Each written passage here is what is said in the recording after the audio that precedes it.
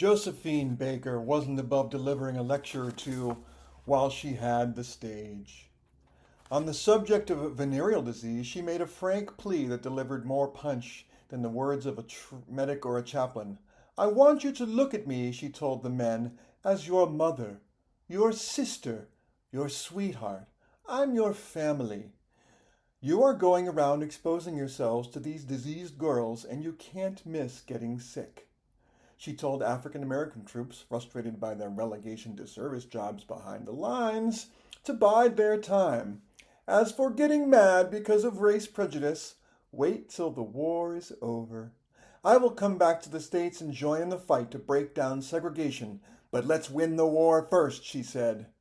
When she could, she also got in a few words about her hero, Charles de Gaulle, whom she regarded as the undisputed leader of the Free French. After more than 3 years, Baker was back entertaining the troops in support of her beloved France. Instead of performing for French soldiers at the Maginot Line, she was singing for free French troops in the North African desert. Instead of sleeping in a bed that once belonged to Marie Antoinette in a mansion in a Paris suburb, she curled up in a tent in the North African desert. She couldn't have been happier.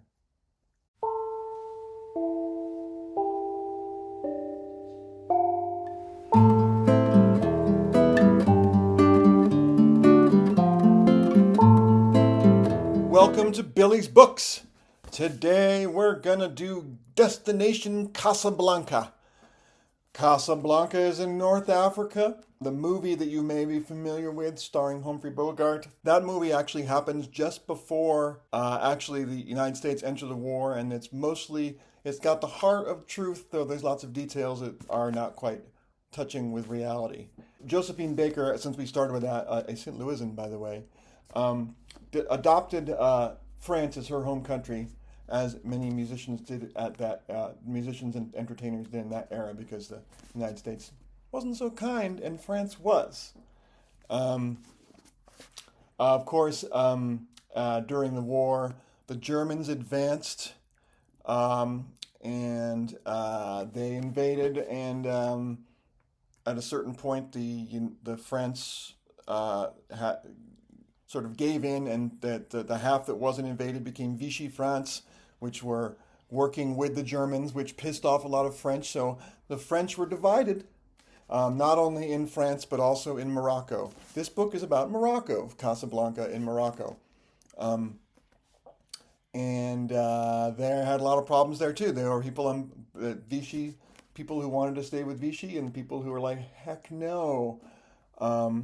And they had to, the Americans and the British teamed up together to try they came up with a plan to attack Germany from the south, which meant that they were going to get the soft underbelly of Europe through the Mediterranean, and therefore they were going to establish a lot of bases in North Africa. So this book is mostly about establishing that foundation for the English and Americans to do that. And it's even more specifically in Casablanca, because a lot of the politics are just there. The politics were happening all across North Africa, but this is focusing on Casablanca. This idea of landing in North Africa was supported by Churchill and FDR, and Stalin was like, go for it, even though he was far, far away, and he couldn't really participate as much because he was dealing with the Eastern Front. Who are some of the players in this? Well, the American players. We have Ike Eisenhower. He originally was leading the Operation Torch. Operation Torch was the plan to take Morocco, and arguably the whole North Africa. They basically landed in Morocco, and then Operation Torch is all about here, but it also, they landed here and they landed here to get rid of the Germans. But all the story happens over here mostly. They get really general when they talk about the other stuff. Ike Eisenhower and General Patton, they were both generals at this time. They were both really tight, and they really saw eye to eye a lot. Though Eisenhower understood that Patton was a bit of a loose cannon at times, but he was also really dedicated and really loved being a soldier. his wish was to die in glory, which did not happen. He died in a car accident or in the results of a car accident. But anyway, he really wanted to die as a soldier, and he fought. And anybody that didn't fight as hard as him was a weenie. Sometimes the book just talks about the French, and you're like, are you talking about the Vichy or are you talking about the resistance?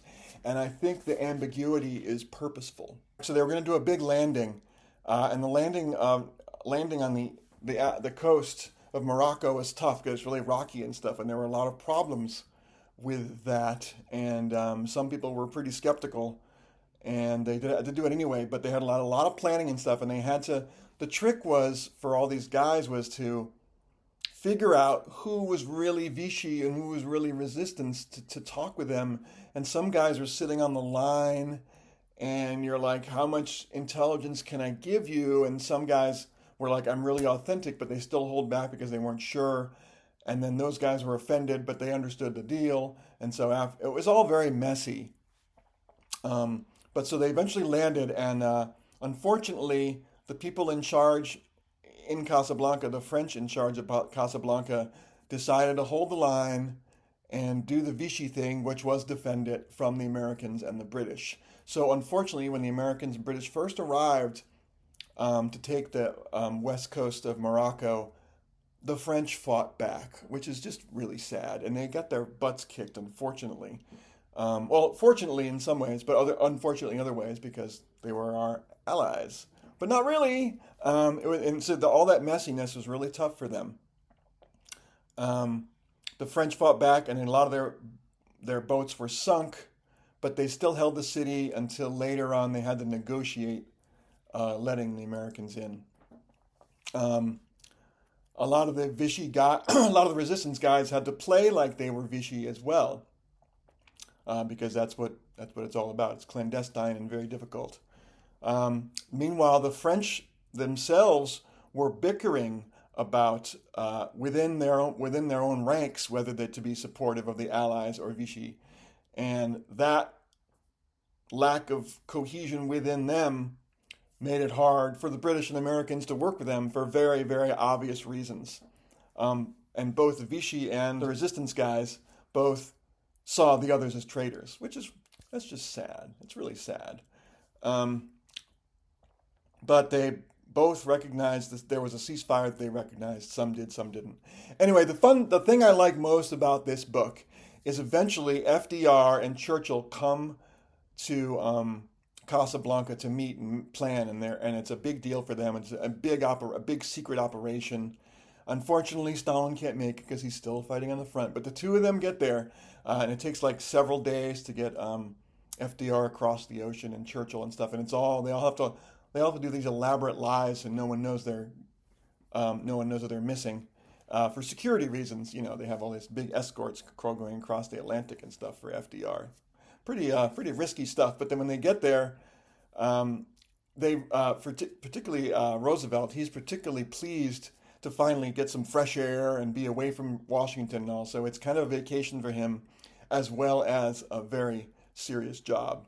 Because they're bigwigs, the Sultan is invited.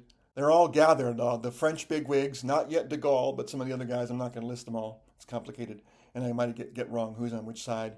Pétain is one of them. One of the people talked about that also not there, but they all worship Pétain, even though other ones they don't. So Churchill and FDR meet with the Sultan and some other French guys. And in one of the meetings, FDR is sitting on a couch with the Sultan going, after the war is all over and you have independence, we can help you handle your own resources, and we'll work with you, and do commerce and all these things that are so good, and it'll be great for you. And meanwhile, Churchill and the French people are like, shut up, shut up, shut up, shut up, because they're still colonialists. And even though the French and the English still don't like each other, Churchill really doesn't like the idea of FDR talking about Morocco being independent of France, because that's still colonialism, and they still share that.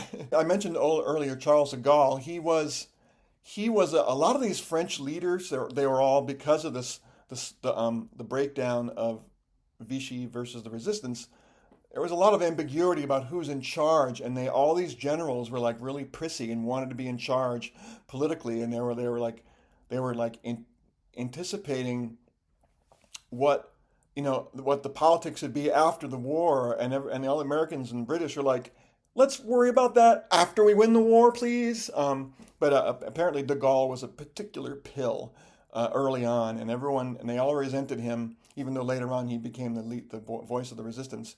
At this time, in like 41 and 42, they all were like, oh God, De Gaulle, he's such a pain in the butt.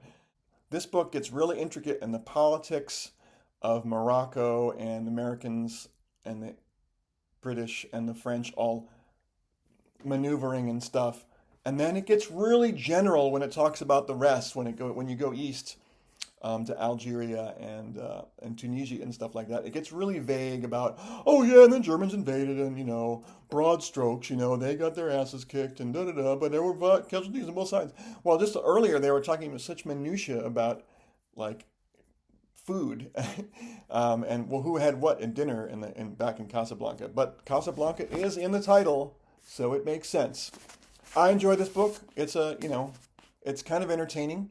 It's enlightening about some of the stuff you don't know. You have to be interested, of course, in World War II and international politics to be interested. But if you are, then I recommend it. If you can't do, review.